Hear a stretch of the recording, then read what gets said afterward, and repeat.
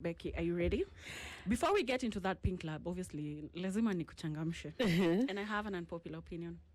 Becky, shoot it. Are you ready to debate? I'm ready. I was born ready. I'm ready to debate. Okay. And I'm very glad that there's a woman here who is also a Pan-African who can maybe contribute to this. This is my unpopular opinion. Prostitution should be legalized and regulated. And in my view, I think a regulated legal framework could make the industry safer for both sex workers and clients. It could also help reduce exploitation. Prostitution should be legalized. In any case, it's the oldest biashara in this world. So let's legalize and regulate. What do you think? Of course, I'll oppose it. Why? I'll oppose it. That just opens doors to a morally degraded, unhealthy society. But when you're saying that, it's still happening. What you're saying is, let's legalize and regulate. The fact that it's still happening. No, what do you think? What do you think legalizing will do? If we do that, it will improve nightlife by making parts of the industry safer, more transparent, and better monitored. And we'll avoid, I think we'll reduce cases of rape and pedophilia and such things. Yes. I don't think so. Like the moment you legalize something, the moment you legalize such, I think it now opens a door to a lot of moral decay. I've been to a country, by the way, in Ethiopia. Yeah, prostitution is actually legal, very legal, and it. I don't want to speak so much about it, but right now, even the state, like I was somewhere in Addis where they've constructed this whole institution, to actually rehabilitate the commercial sex workers. Yes. Why should but you see there is legal framework, because what otherwise happens is there is no framework. Logic. 1 minute you are allowing it, the next, on this other hand, you're actually trying to rehabilitate it.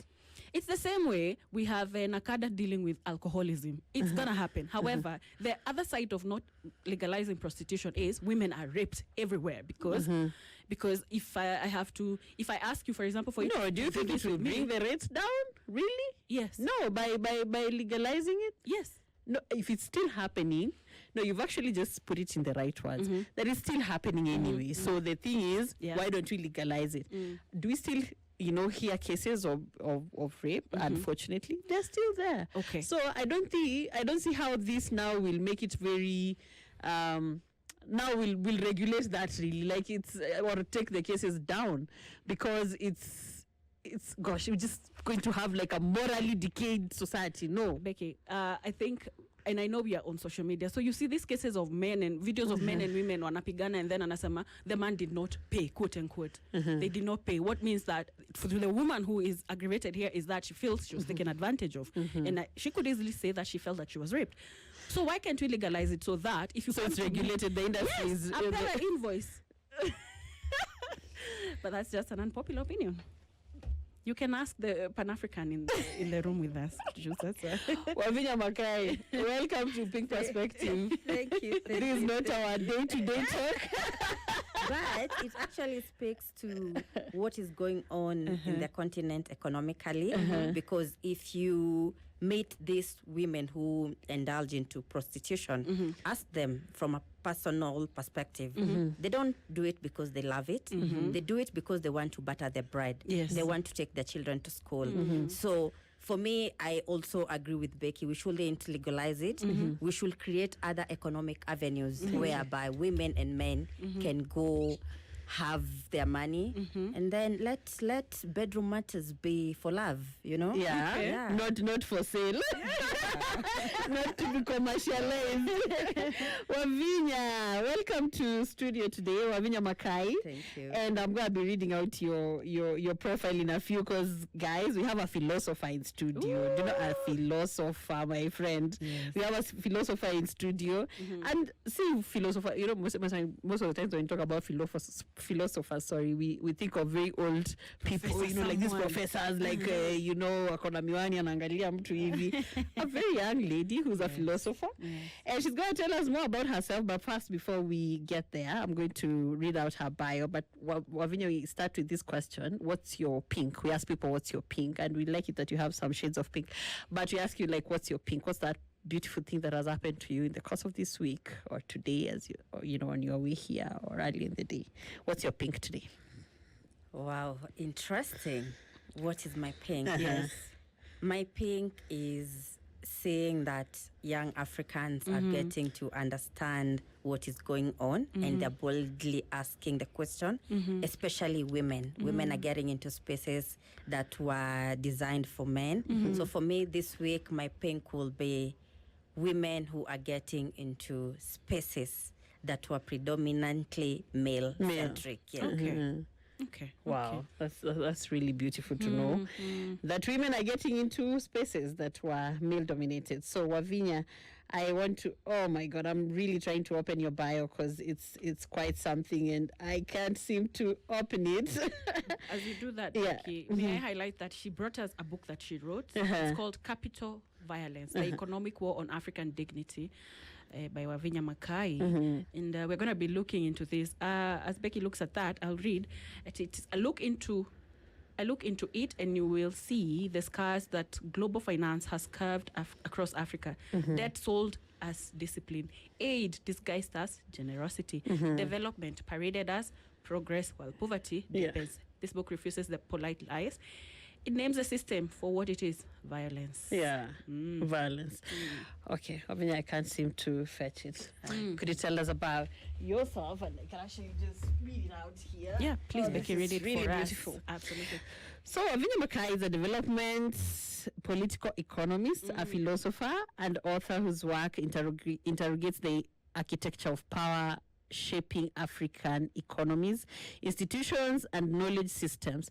She advances the dignity-centered development framework, positioning growth as a question of power, narrative, and intellectual sovereignty. Her work operates at the intersection of economic thought, epistemology, and moral philosophy, grounding development in both material outcomes and the integrity of African intellectual life.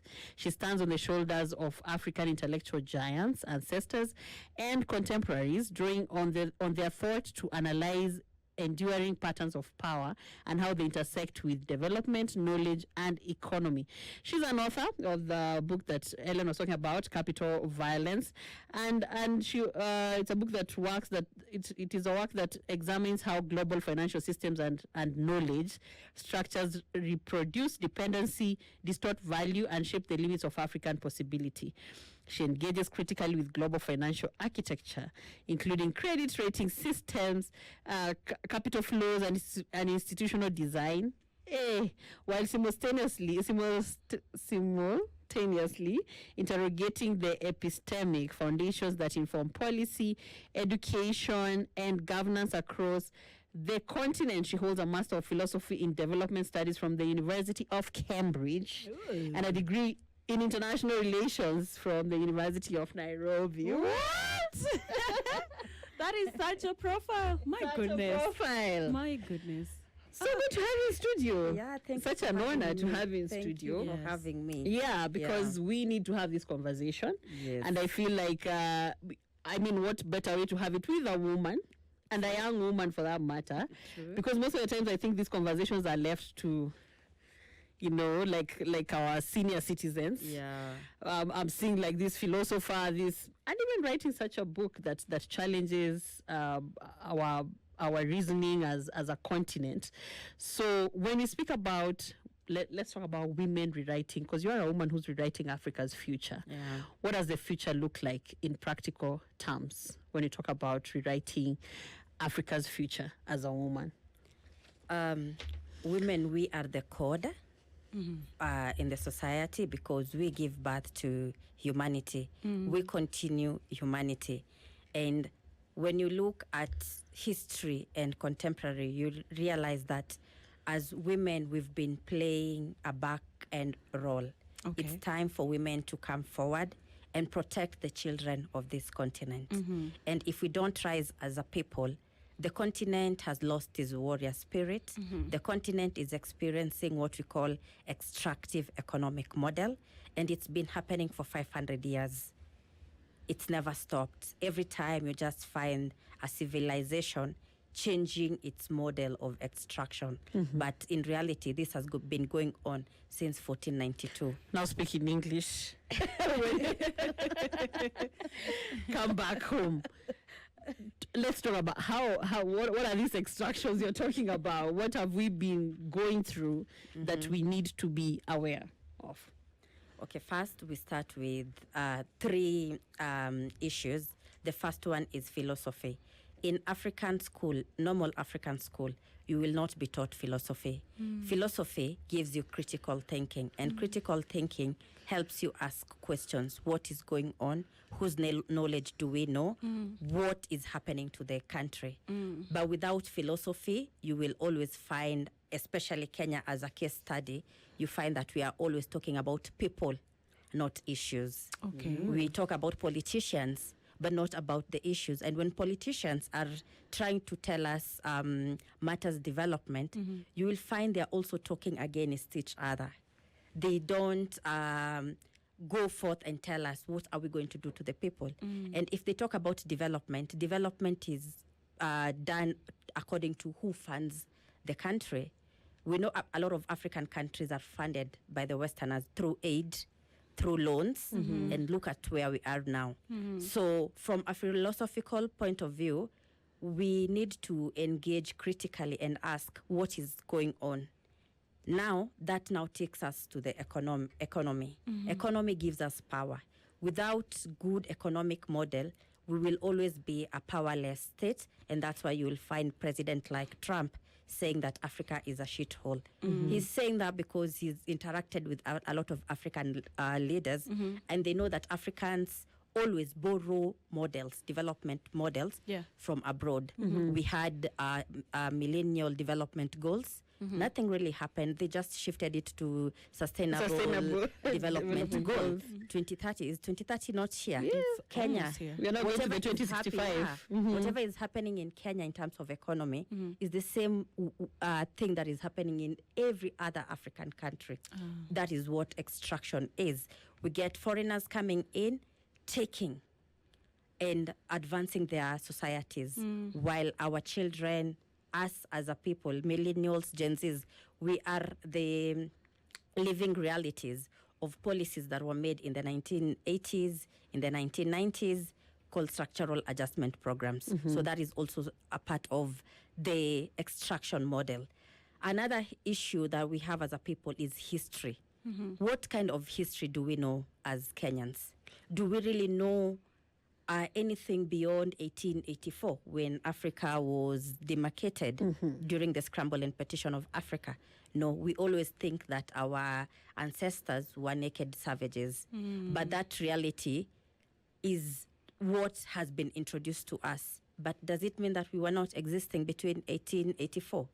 Then now we come to something that I call epistemic injustice. Epistemic injustice is the kind of knowledge that we as a civilization in the entire continent have been subjected to since independence. Because once you control a people's mind, you control their imagination, you control how far they can think about development. Look at us, for instance, when we think about development or when there's conflict in the country, any African country, you will realize we call the Western world to come and save us. So for us as philosophers, we ask, save us from what? Why are you calling someone who is extracting from you, who is sort of putting your leaders into their pockets to do what benefits their civilization, while our civilization is actually going down? That yes, you look at Kenyan case with the protest. You look at South African case with the xenophobia. You look at what is happening in even Congo itself. All over the continent, people are revolting. And as I now conclude this topic of epistemology, is if we were taught the Pan-African values, we were taught what Africans who came before us spoke about this entire situation, we will not have gotten here. Yeah. Because Walter Rodney in 1980 wrote a book, How Europe Underdeveloped Africa. He was assassinated for that. Wow. There's Emile Cabral from the West African French-speaking. He wrote a book called Return to the Source. He was assassinated for that. Steve Biko also wrote more on black consciousness. He was assassinated for that. They've been assassinating African thinkers as well as African leaders who want to champion Africa to the next level. And if we don't see these patterns, then we will be always talking about people instead of talking about issues. Okay. Yeah. Wow, being a young woman Right. and, you know, a philosopher, have you always been like this? Well, how did you get here? You know, how did this awakening happen over the years, and for you to be able to boldly speak about such topics that you're saying, like, have seen other people assassinated, and writers assassinated. So what brought you here? What's your journey to this Wavinya that is seated here? Yeah, I grew up in Huruma, Mathare constituency, and you know their poverty is just out there. You can see it; it's part and parcel of your livelihood. So for me, I used to, as a child, because my mom introduced me to reading when I was a child, I used to ask myself, is this the kind of life that we are all supposed to live? But when you look at the televisions, the TCM movies, you will see white people living in dignity, but at the back of it, you will see a black woman working as a nanny in the family, in the movies. In Nairobi in the 1990s, when you're driving in the bus from either Huruma all the way to Kawangware, a lot of billboards in Westlands were of white people living in those posh neighborhoods. So for me, I kept on asking myself, is a black person supposed to live as a servant, whereas another race lives in dignity? So those were the questions that are kept on coming to me. But I didn't really have the intellectual capacity to say this is extraction that is going on. Yes. This is economic enslavement or what Mudimbe calls colonial library. I didn't have the words, but it's sort of made me want to ask, why are the black people of the world living in deplorable states? Because at the same time, you will see in the 90s, you will see Rwandan genocide happening. Yes. There were wars in West Africa, the Sierra Leone. There was a program called Dunia Wiki. I used to love watching it so much. And so it will take me to different places, and I will ask, why are people looking like me living like this? So when I went to Cambridge, that's when I became more bolder, because Cambridge made me more African than being here. Okay. And it's the kind of education system and the books available there. All right. You will find books by Ali Mazrui. He's written 46 books about African conditionality, about how we lost our warrior spirit, about us being allowed only to manufacture alcohol. Why are we not manufacturing everything? We need to be having factories in all the 47 counties. Yes. Why are we not studying metallurgy? We have the resources, but we are just studying theory. So a lot of Africans wrote about it. Even Anyang Nyong has books that is written about development, democracy, but these are books that are not part of our system. You go to University of Nairobi or any other university here, ask an economist, have you interacted with the new economic international order of 1971, whereby economists, Pan-African economists, came together and said, this is what we want, these are the rules. It was shut down by the status quo, the Western world, because as Africans, you're supposed to always be raw material producing entities. We're not supposed to use our knowledge to add value to our economy. Wow. My mind is blown. Well, Wavinya, I like that you challenge mainstream language of development, and government after government, you've seen maybe a repeat of the same things, even not just in Kenya. You're a Pan-African, you know. So what do you think? Where do we go wrong as a continent? Where do we go wrong? The education that we have. Oh, it's the system. Yeah, it's the system. It starts with the mind. Our imagination as a people has been captured. When we think about development, when we think about good life, even from an individual perspective, yes, we think West. We think, if I want to go, like for me, if I wanted to go to the best university as a brilliant student, I thought Cambridge. You went to Cambridge, yeah. The same way with our presidents. We saw our president the other time went to New York, was it the White House, swinging there, you know? So these are things that have been embedded to us as children, but we don't know because we go through an education system that takes us through a colonial library. There's a book written by Modimbe. It's called The Invention of Africa. It explains very well what the colonial library does. So by the time we are joining the global archive, remember we cannot live in vacuum. We interact with other nations. So how do we interact with other nations as Africans? For the longest time, we've been interacting with other nations from a subordinate position. Oginga Odinga, in his book Not Yet Uhuru, really explained this. But do we read his books? No, are Kenyans readers, are African readers, you know? No. So the colonial library has made a lot of Africans just accept propaganda instead of reading and understanding what exactly is going on. So that is philosophy. We rarely have philosophy in our subjects, and that needs to be introduced. So these people who've gone through the colonial library, as Africans, we grow, we become leaders. We go into media, even media spaces, because media spaces we also consider it as very captured in terms of colonial way of doing news. You go to policy making. Yes.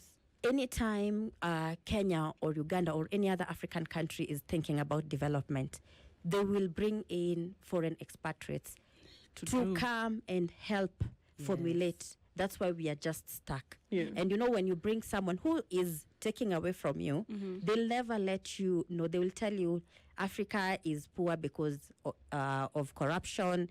Africa is poor because the leaders lack imagination. But they don't show how these two forces, the external and internal, merge to ensure that Africans don't live in dignity.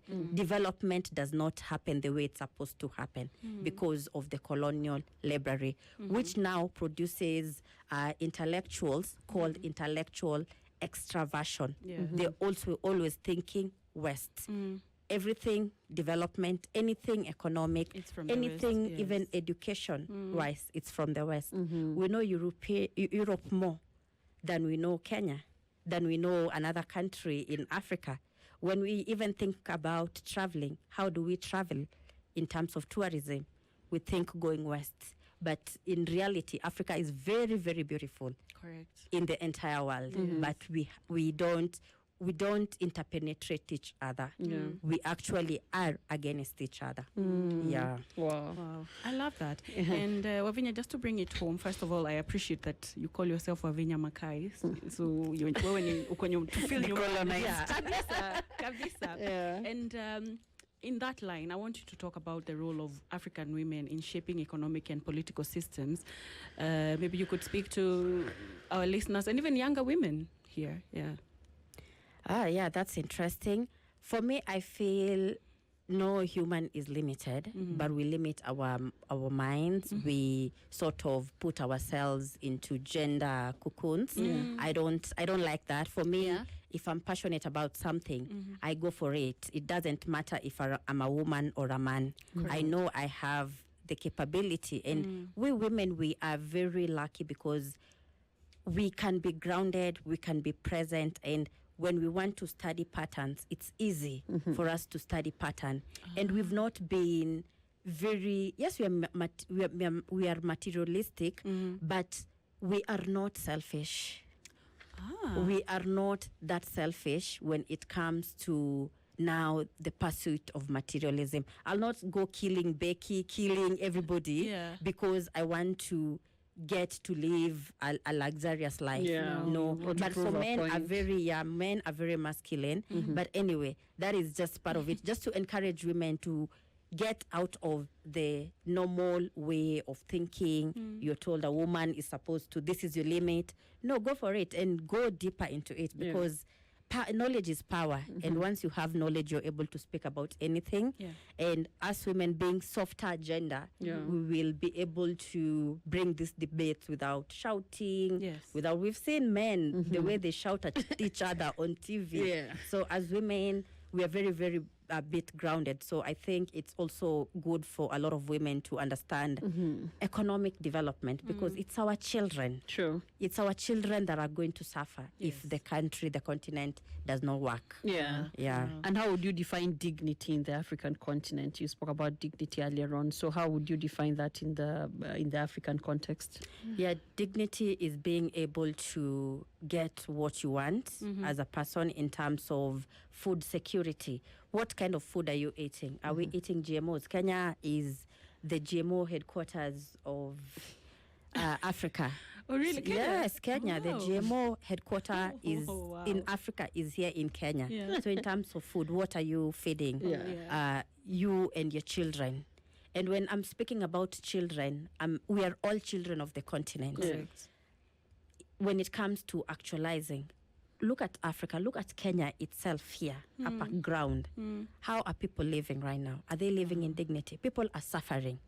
True. People are not able to get out of the block.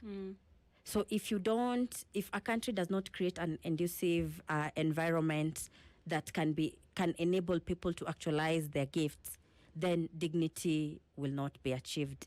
It's raining today. How many people are living in good houses right now with this kind of weather that we have? So dignity is ensuring every human being lives in a very good environment. Their children are able to go to school. And after going to school, they're not supposed to be educated into despair. Look at Kenya, for instance. And it's not Kenya alone. Everywhere in the continent, people are graduating into despair. Now you meet a boda rider. He has a master's. It's true. A boda rider, a master's. So it means that us, the real hustlers of this country and continent, we were lied to go to school. It's going to give you social mobility. Now people have gone to school. What is happening? So dignity is also teaching people the benefits of the land. Why are we having rural urban migration en masse? Why are they not teaching rural people that you can actually have your economic development just by using your land? Exactly. And particularly with the devolution and all that. Exactly. Land, and there's food security. There's, like, you can feed the nation actually just by being in the rural areas. But now urbanization, actually, it's estimated. I think is it by 20? Was it by 20?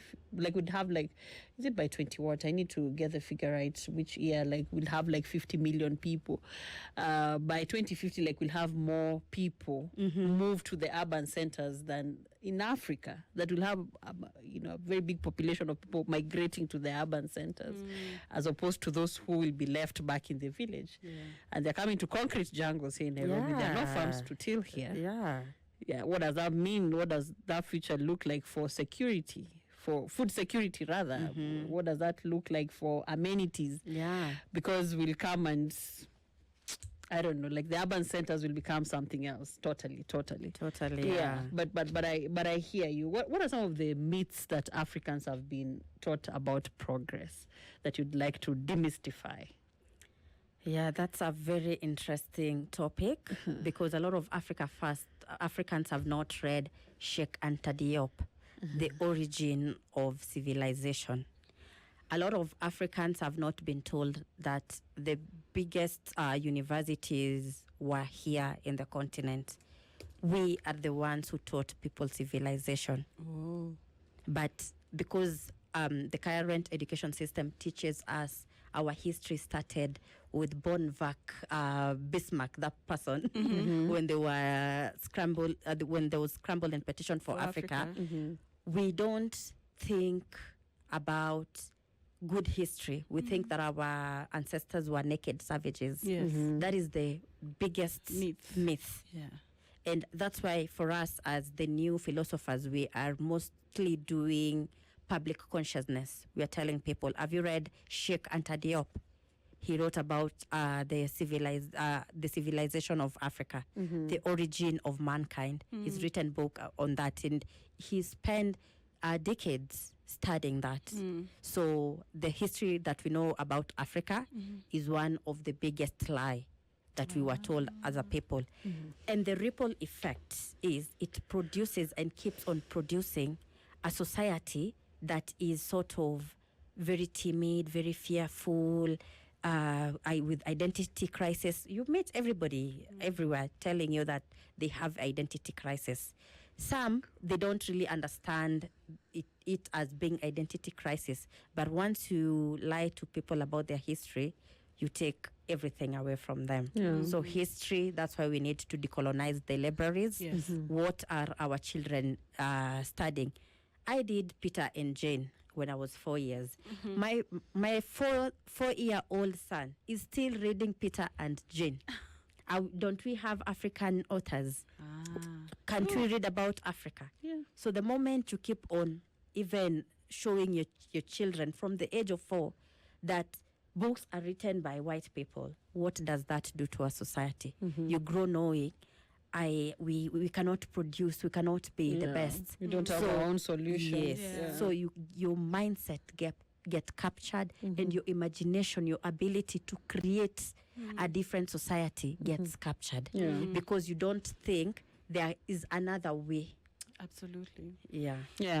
Maybe before you ask that question, I just needed to clarify that. So the estimation by the UN, the projection is indicate that Africa's urban population will nearly double to 1.4 billion by 2050.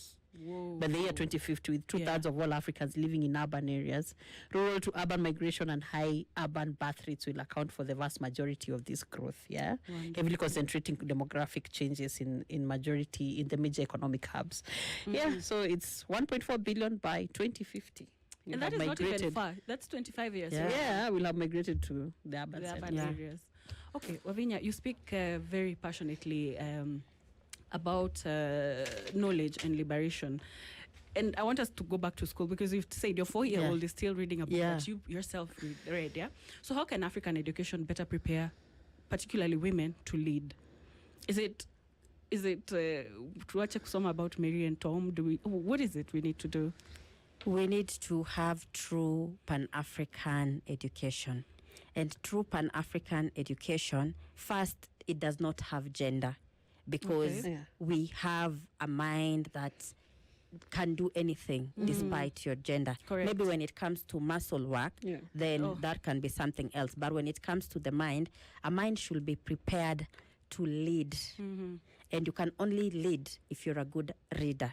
All right. The problem we have in the continent is people come, most of the politicians in Africa, when you do a critical analysis, you'll realize some of them were just doing wash, or someone maybe was doing a small business, it grew, convinced the community to vote for them. But in reality, they don't have development agenda. And if you continue joining a system that does not have development agenda, it doesn't matter what you're coming with. We've seen a lot of people getting into politics and being captured. We've seen even young people like us getting into millennials, getting into politics and getting captured.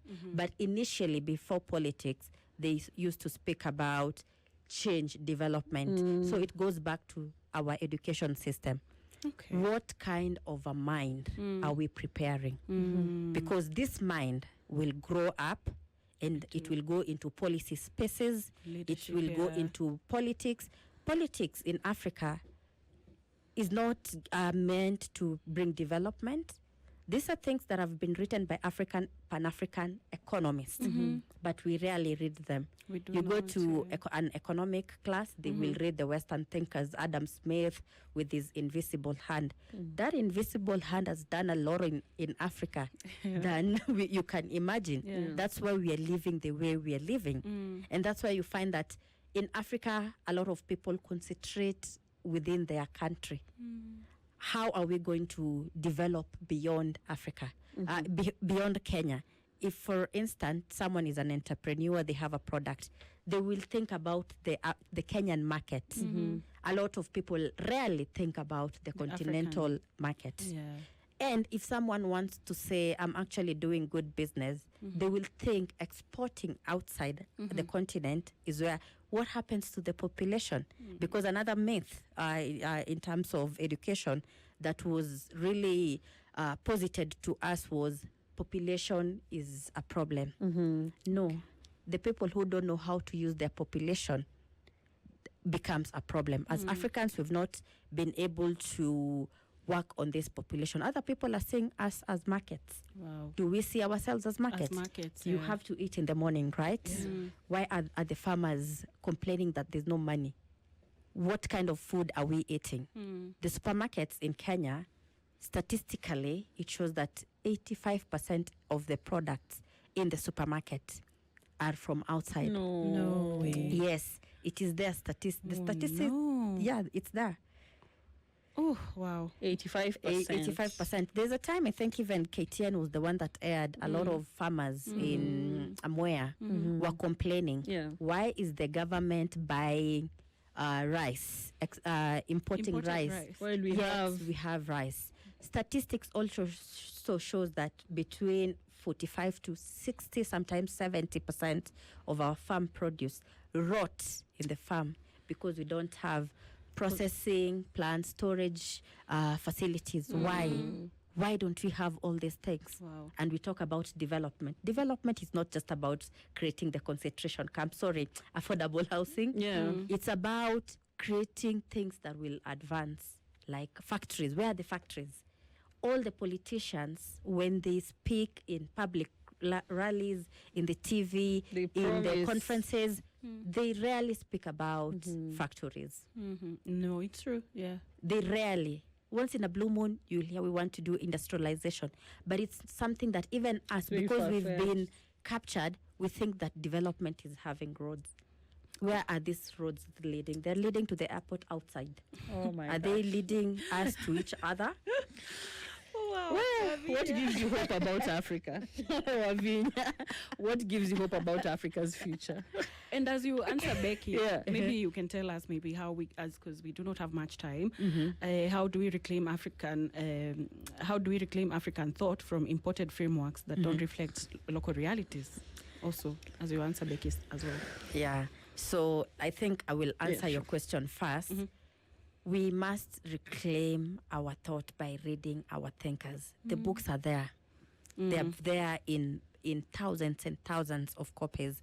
Like in all my books, you will find that I only quote and cite African thinkers in Africa and in diaspora, just to show Africans can think. So for me, that is one of my radical approach to bringing in the African framework. Okay. Because when you look at even the regional organizations, most of the time, the framework is borrowed. The methodology is borrowed. Even the method that we use to teach in our various schools are borrowed. So we need to decolonize the education system, decolonize the reading list.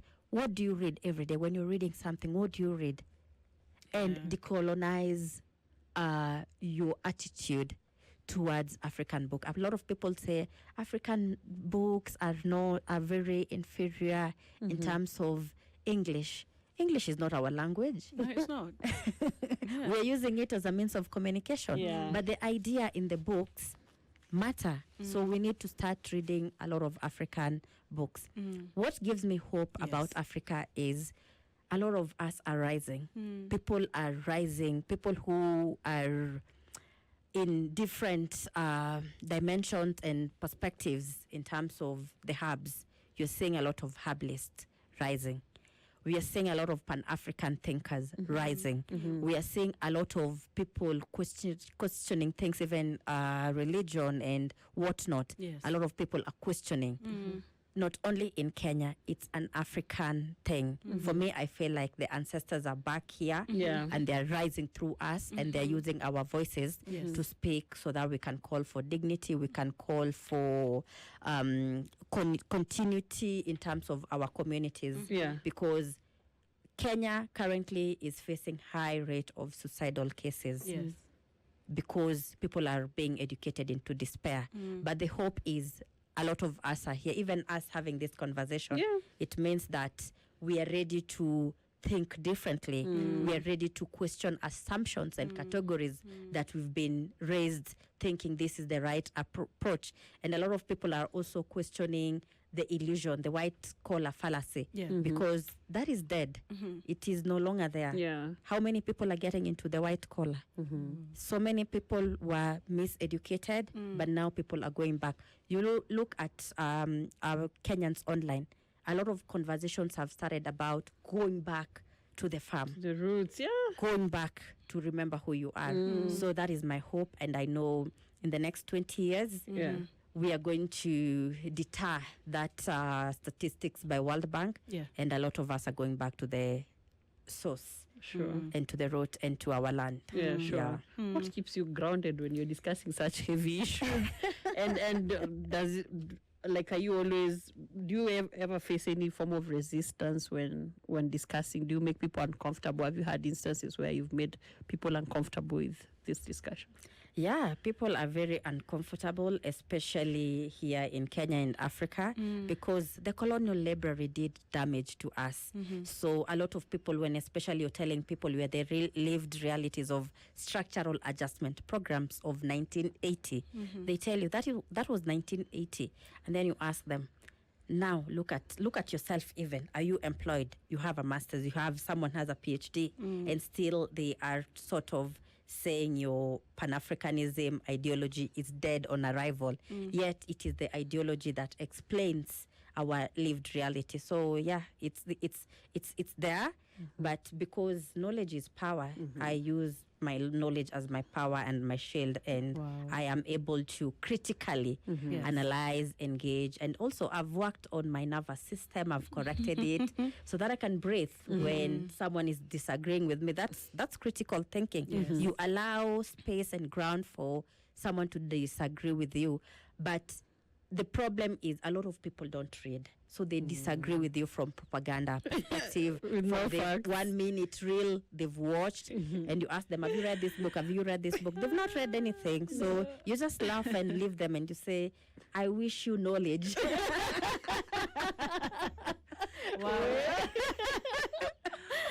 Wow, Lavinia, that would have been a perfect point to end this conversation. Wow, you wish them knowledge. I wish you knowledge. So guys, let's read it. Yeah, it's very important. Clearly, it's important. Yeah, as you give us your last word, maybe you can tell us how we can join you in rewriting the African story as we wind up. Yeah. Okay. This is so good because I call everybody to read. Read Pan-Africanist books. They might be difficult, but just read, try. Listen to Pan-African conversations, and also try to understand, relate the pattern. Don't think that power is just about politics, use of force, military. Power is the ability to create possibility of the system, of the continent. So what is our power?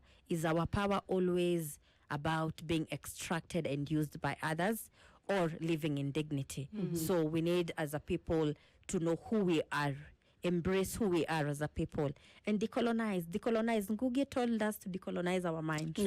We must decolonize our minds.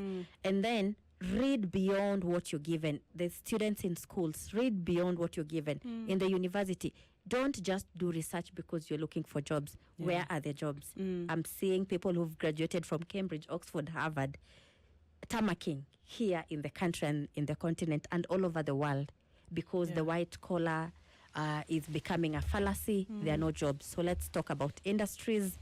Let's talk about value addition. And any conversation you're engaging, think about the community. Don't think about it from an individual perspective. Yeah. All right. Beautiful. Wow, that was such a perfect Pink Club session. Thank you so much, Lavinia Makai, for joining us and for your insight. Clearly, we are going to absorb the knowledge that you recommended. Becky, what's happening tomorrow? Tomorrow is, we have Anthony Ndiema tomorrow, of course, still here on SpiceFM. He has the new show. He started it last weekend. week actually. Yes, So Uplift. tomorrow is going to be the second episode of Uplift. Yes.